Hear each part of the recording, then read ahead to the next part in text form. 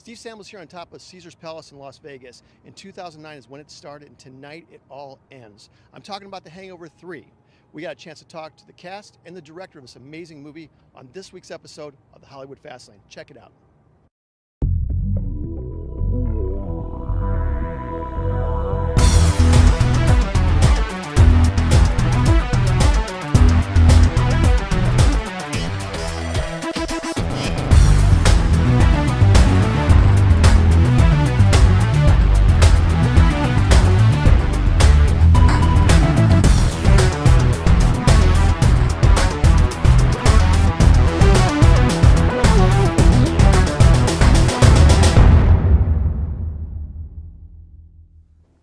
Do you know what my favorite line of all three movies is?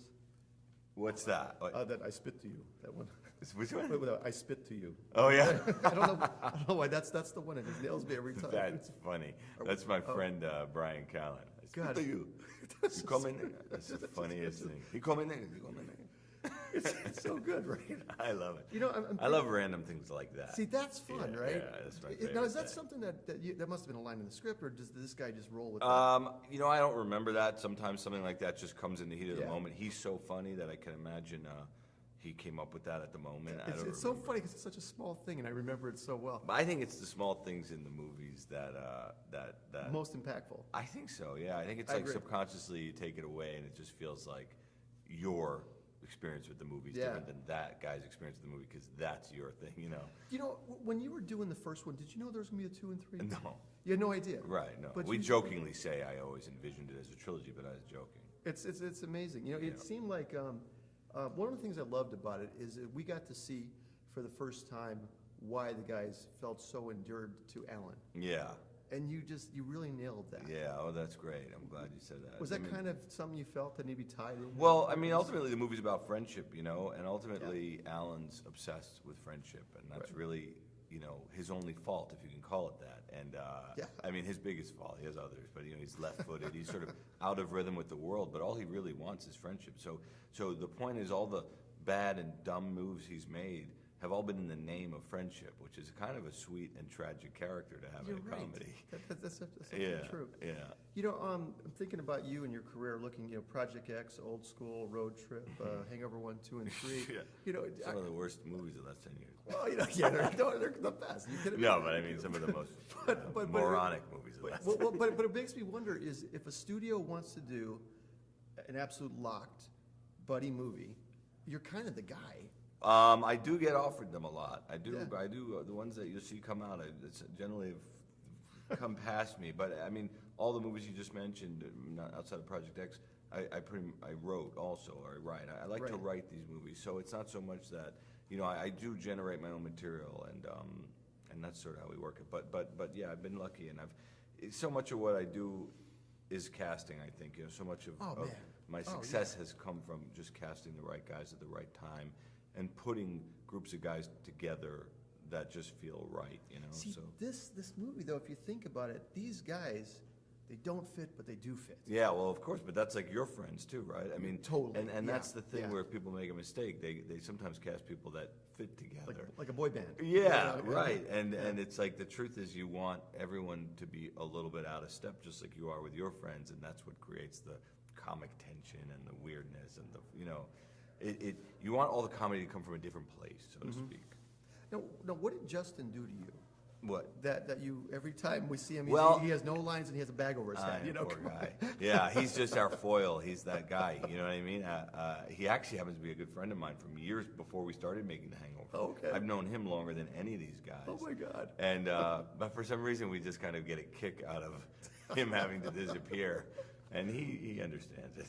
Another great line is there a laying on the floor in the desert? He goes, He goes, take stew. That's something that sort of developed over the three movies is Alan's hatred of Stu for some reason because he comes in between him and Phil. That's what it is. That's exactly Right. what it is. So it's so funny where he's just like, "Can you take Stu instead?" By the way, that was Alan's line. He made that up. It's so good. That was Zach's line. And lastly, talking to Ken and everything, Chow in this, he made that such an iconic character now from this one. Yeah. Do you think Chow could be his own movie? I mean, could you do something on that? Yeah, we'd have to recast him because Ken's annoying, but no, he could. I mean, we've talked about all these things jokingly. This really is the last Hangover, but sometimes when we're on set, we're just talking about stuff. We go, oh man, if we did an Alan movie, or we did this, or we should do a Chow movie. But no, we're not doing it. But I think Ken can do his own thing for sure. I mean, Absolutely. Ken is a force of nature, and he's fearless, which is the keys for comedy. He was, dude, and this movie was amazing. Thank Thank you, brother. you. It's so good I'm talking glad to you you, liked man.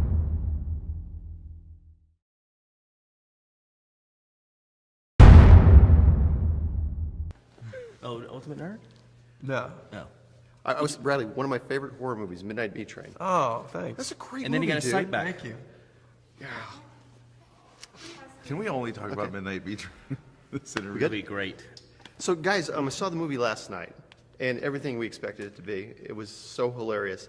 But when we're driving back in the bus, we're going down whatever the street is in Vegas here, and there was like on the side there was SpongeBob and Bert and Ernie, and then standing next to this plastic tiger is an Ellen, and everybody in the bus just was like, shoom, because it looked just like him, and it made me think to myself, I'm thinking, for you guys, what is it like that you guys as actors come along and create something that's become so iconic in our culture now? Well, I mean, I think we could all say we feel just the same as the people on the bus looking at the thing of Alan. You know, Really? there is no ownership of it really. It's just sort of we're along for the same ride as everybody else. So in that way, it's very inclusive. We don't feel like we're sort of not included in that. And whatever effect it's had on the populace, we're part of that, not part of the creators of it. But we just maybe have a little bit of a different perspective and experience. But I certainly feel like a fan of the movies. That's Phil and Alan and Stu. I mean, I don't. It's a weird. You should go get your picture made with the Alan lookalike. No, you go should. down there. Dude, that would be I've so done it. I've done it already. Have you Yeah, really? I've done it twice. I Yeah. would do that. Here? I went down to last time I was here. I went down to visit one of them, Thaddeus, and just hung out. One of the guys worked on H3. Yeah. Oh, Yeah, seriously? one of the guys was a stand-in, I think. Yeah. Yeah. See, that's cool because you realize that you're part of that, not as much as the creator of it, but just being a part do of you it. think that's true? Do you feel that? Do you think that's true? That's a very good answer. Definitely. Just like we're weirdly just these vessels for it, and we get to sit back and enjoy it and watch it too. Well, then in the same thought, then I'm going to miss Ellen. I love the character, and I'm just wondering for you guys, being that you created him, you guys helped create him by being together on this. Is this one of those characters that maybe stays with you after you've done the movies and it's all gone? I think all three characters are kind of, for me, are you mean live with us as we get older? Yeah. I don't know. You just kind of move on, and It's all one thing, you know what I mean? It's not it's sort one of thing, isolated yeah, as that's Alan. right. It's to me, it's Yeah. like it's the whole the whole thing. experience, you know. If I was going to use a word, it would just be the hangover experience. Yeah. There you go. You know, Yeah. rather than that sounds like a good ride at a The hangover experience. You didn't get the floor plans? your roller coaster. Oh my T-shirts God. and then a roller coaster Yeah. as She well. has it there for you to sign. And then lastly, you guys come back to Vegas and kind of triumphantly after your first two, you come back here. What was the last day of shooting like after this roller coaster ride that you guys have been on? Every day was pretty much a day of gratitude, honestly, on this movie. It felt like a very unique way of filming a movie. Each day we knew we were getting closer to the last day of playing these characters. And the last day, it didn't wind up being the last day, but the last day that we thought we were shooting in the cellar at Mr. Chow's house. And it was kind of nice because it was like a small room and everybody was together. And there was a sort of bittersweet energy that just was there. Right. You know, I know that I just kind of left. I didn't want to say goodbye. We didn't make a big deal of it at all. Yeah. Remember? Like Yeah, at all. yeah. Yeah. We took We had a one nice little photograph on party. the stairs, and that was it. Guys, once again, such a good movie, and the way just to put a beautiful bow on this trilogy, it was perfection. It was just so good. Thank you so much. I appreciate it. Thank you. Cheers. Like the roach after atomic testing, we just like keep That's what I'm surviving. talking about. You're We're like the still- Energizer Bunny. We keep like going and going, and I'm just so grateful that, I mean, those guys are, I Okay. love those guys. So, saw the movie last night, and like we were talking about, I watched the 1 and 2 like 5 times to really get get myself Yeah. ready for it. You know what? You as an actor, man, I just got to tell you, this has got to be the role that you were the most fearless in as an actor. You Am I nailed right? it. You're absolutely 1,000% right. This is, I mean, Hangover 3 is the best thing I've ever done. I mean, just bottom line. I mean, you just, you know, I can dance around and say like all these other things that aren't going to be sincere, but it's just the best thing I've ever done, man. And Mr. Chow is my favorite character I've ever played, and you know, I was just so happy, you know. Every bit of success I've owed from the past 4 years is solely due to The Hangover. Every bit. It just everything. My life changed from that movie. Right. From black and white to Technicolor. You know what I mean? It just everything just changed, and you know, it's you know, I'm sad to see it. And, you know, it's like, you know, sinking in. You know, it's really this is the last time we're all going to do this all together. You know. So the last day of shooting, you guys were in the basement, right? The whole, I had more scenes after that. I Oh, had you more did? days after that, but that was the last day, all of us together. Yes, yeah. What was that day like? It wasn't that sad in the sense because none of us are really that outwardly, you know. Because I think we had a very long day that day, so we had a lot of work to do. But Yeah. so I don't think it really is sinking in until probably till like about right now when we're all together months later, realizing okay, this is going to be it. And Yeah. but having said that. To do these are my favorite people I've ever worked with, honestly. That's so and then to do it on one movie, it's amazing. It's a blessing. To do it 3 times, Yeah. you know, that's heaven sent. So it's kind of like you can't ask for more than this, you know. Did you know when you did the first one there was going to be 2 more? No, I had no idea. I mean, when I did the first one, I told my wife, "This is the funniest movie I've ever been in. I hope people see it." That's Yeah. all I thought. And you know, and now for to be a third one, to have Chow to have an expanded role. I mean, I love Mr. Chow so much. I mean, I'd love to do a Chow spinoff and just anything Chow related. I would. If that would be possible, that would work. You could carry that. That would I really would work. love to do it. I'd be down with that. I mean, Chow's a devil if you think about it. The first movie, I mean, the Wolfpack does a deal with the devil, and the next 2 movies are the consequences that are unraveling Yeah. from that. So it really, and Alan's got to do one final dance with the devil. Right. And just when you think the devil's like down and out for the count, like, think again. You know what I mean? That kind of vibe. This is one movie where I love you guys as actors, as giving as you were to each other, and even in the compliments of each other's characters. We were talking to the Wolfpack over there, and they're talking about how Alan's character. This was the one where he really became so beloved. We saw why the other guys loved him so much.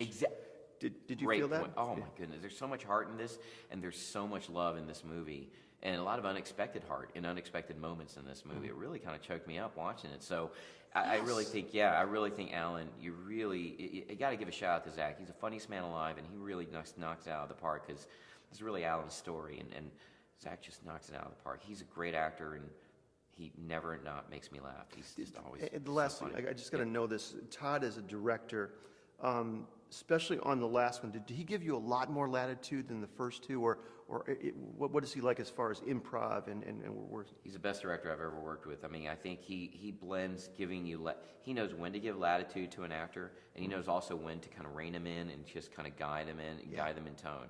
And we all like trust him so much, and it's like an egoless band of performers, you know, and we really, it's just like a really good basketball team that's just like unselfish, you know, like we just everything. That's what I felt, Everyone knows yeah. their role. There's no jealousies. There's no one's competitive with each other, and we're just all working for the greater good. And Todd, it's really Todd that guided me into, I think, the best performance of my career of this last one. I mean, this was all Todd that really guided me. this is the best I've ever seen in anything. Thanks, man. I really Ken. appreciate it, Steve. That means a lot. Thank you, bro. Really do. That means everything, man. Thank you. What is that? A tiny little. Was that the? This thing is amazing, guys. A Kindle or an No, it's iPad? iPad Mini. iPad Mini. You know, it's so nice. There's your questions. Cool. Wow. My general questions, which you can see It's so from across the clear room. and easy to read. Right? I have terrible eyes. We're rolling already? Yep. So you're back. Yay, I'm back. Which was really nice to see you in the movie. It just made it so much better. When did you know that you're going to be back? You know, Todd emailed me and he said that he wrote me into it, and I was like so excited. I mean, I didn't even know that they were doing a third one, and when he told me that I was in it, I was really, really happy. It was just so nice seeing you. And I was talking to Todd. I'm like, what did Justin do to you? What did he say? Yeah, what did he say? He said he's known you the longest of everybody, but for some reason you just need to have a bag on your head and never talk. Is that what he said? Pretty much, you know. There you go. It's like a brotherly thing, right? Yeah. That's what it made me, like he's punching you in the shoulder when he's I guess shooting so. me. It's a showing love, right? It's like showing Yeah, love showing through love, abuse. or maybe Yeah. mistrust for my talent. Who knows? You know, and I told him one of my favorite lines in the movie is when the guys are in the desert, and Ellen says, "Take Stu." I know, right? I was thinking A to great myself, line. I was thinking to myself, that'd be great, you know. And you're probably listening, going, "Yes, take Stu." No, I mean, to be honest, I am. It sounds like BS, but I'm so grateful to be a part of these movies in any aspect. And when we shot the first one, no one thought that it would get to this point of 3 movies and so on and so forth. So, you know, that Doug, that's his purpose within the story, and it's all about and Todd is an amazing storyteller, and this is what the story is for these movies. So it's iconic amazing. in that way, if you really think about it. Yeah, he's the guy that's always gone. When you guys did the first one, looking back, was there ever a point when you felt that, you know, we really got something here? Did you guys ever? Does that happen when you shoot movies? I mean, it was really being around them. They were so funny, and I thought the script was great. And I mean, Todd had already done Old School, so it wasn't like out of the blue that he would do a successful movie. But I mean, yeah, the level that it's successful is really exciting. Yeah, I mean, if you think about it, you guys were in the highest grossing R-rated comedy in the history of cinema. Does that ever hit you? I mean, Yeah, I mean, listen, it's always good to be in a hit movie, but you never expect, even when some movies are huge hits, they don't cross this line of being absorbed into the actual culture, you know, because, you know, you come to Vegas now and it's such an iconic film that you have, you know, hangover slot machines and merchandise and people dressed up like the characters. And even when movies are huge successes, you don't have that amount of love. So it is very hard to wrap your head around that level of familiarity. yeah, because we were driving back on the bus yesterday after seeing the movie last night, which was just ridiculously funny. And on the sidewalk, the thing that we all turned our head to was there was a yellow tiger and an Ellen That's crazy. that looked so much like him. Well, you that know? was Someone that. showed us a picture That was of that. that, Yeah. I wish I would have taken a picture because it was Oh my so good. gosh. You know, I just got to ask you too. What is Carlos a real kid or is he CG? Oh my God, are you kidding? Yeah, he's a real kid. It's the He really same was. actor that played the baby. Because It's you're the saying same person. he's such a good actor that you can't He even. looks like a cherub. I know, And he he's looks a little so much like cherub. the It original. is him. So it really is him. Yes. Okay, because I was going like, there's no way. If you could CG a person like that realistically, that would be amazing. I No, mean, it wouldn't. well, We'd be 'cause- out No, of it'd be job. bad. You're right. We don't want that to happen. That'd be terrible. It'd be bad. That'd be really bad. So, you guys, when you wrapped this, and once again, you coming back, what was that last day when you guys were on your wraps? What was that like? Was it bittersweet? Was there emotion? Yeah, I mean, it was a little bittersweet. I think everyone is ready to move on, and we're proud of what we've accomplished, and we think that this is a fitting end to the franchise, and that we're leaving on a high note. But we all love working together, and we'll miss each other. Okay, we're done. Thank you, guys. Thank you so much. Thank you. Appreciate it.